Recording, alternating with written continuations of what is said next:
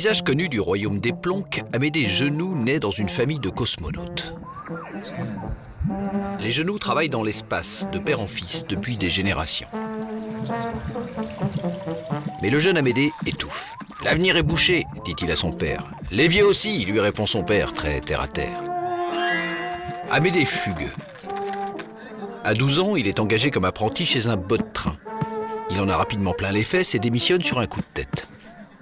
Son oncle Gustave, fraîchement sorti de prison, l'entraîne alors dans des affaires louches de trafic de lingots d'or.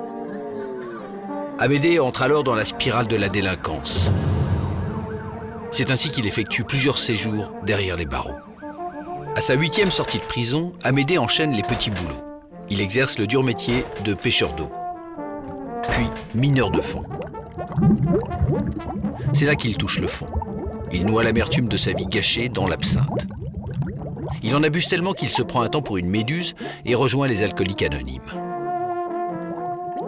À 20 ans, il s'engage dans le 7e bataillon de footballeurs légers. L'armée le sauve. Il rentre dans le rang et devient un homme. Il trouve enfin sa voie.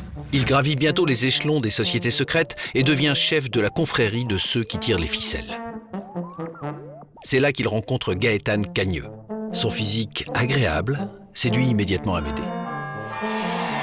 Amédée et Gaétane se marient en toute intimité. Ils fondent une famille connue et reconnue pour son immense discrétion.